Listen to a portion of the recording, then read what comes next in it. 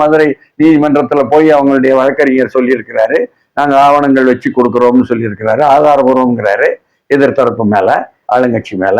உடனே இன்னைக்கு எடுக்கிறதா சொல்றாங்க. எடுப்போமே தவிர என்ன வெள்ளிக்கிழமை தான் விவாதிப்போம்னு சொல்றாங்க. இல்லை இல்லை, நாங்க அதற்கு பிறகுதான் விவாதிப்போம் என்பதாகலாம் வந்துகிட்டு இருக்க. அதனால நீதிமன்றம் எப்ப விசாரணை செய்யுதோ அப்பொழுதுதான் அந்த விசாரணையை ஒட்டி நீதிமன்றம் என்ன சொல்லுதோ அதை ஒட்டி தான் புரியும் நமக்கு. அப்ப இந்த சில மாதங்கள் தான் எலெக்ஷனுக்கு இருக்குது.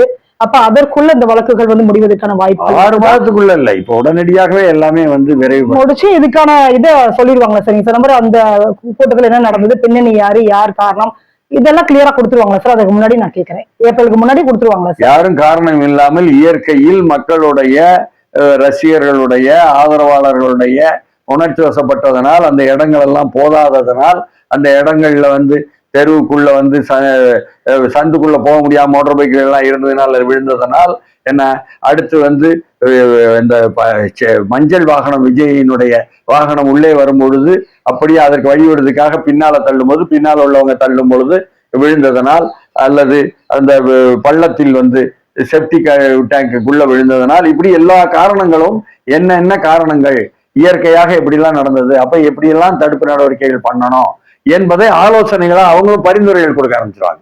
எல்லோருமே ஆக்கப்பூர்வமாக பாசிட்டிவாக அணுகுவாங்க. அதனால நெகட்டிவா அணுகியது போதும், பாசிட்டிவா அணுகுவோம் என்பதை நோக்கி நாடு போச்சுன்னா தேர்தலை காரணமா காட்டியாவது என்ன, காரணம் காட்டாத பொழுது உள்ளது வேற. ஏன்னா எல்லோரும் திருந்தி நல்ல முகத்துடன் மக்களை சந்திப்போம் என்று வந்தாங்கன்னா நாட்டுக்கு நல்லதுதான். இப்ப எலெக்ஷன்ல டிவிக்கே போட்டியிடுவது அதுல எந்த ஒரு பிரச்சனையும் வராது இல்ல சார்?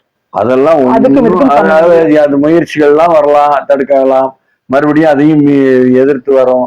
மக்கள் அதிகமாக திரள்கிறார்கள் அவருக்கு என்பதனால்தான் அதிமுக எடப்பாடியாரும் சரி, அவரை விமர்சனம் பண்ணி கொண்டிருந்த சீமானும் சரி, என்ன பாஜகவும் சரி, அண்ணாமலை கூட எல்லோருமே விஜய் குற்றம் சொல்லாதே என்ற விஷயங்களை எடுத்துட்டு வராங்க. அப்போ மையமாயிருச்சு அவருடைய அரசியல் நிலைப்பாடு என்பதற்கு ஆதரவாக ராகுல் காந்தி பேசியது எல்லாமே சேர்ந்து மையமாயிருச்சு.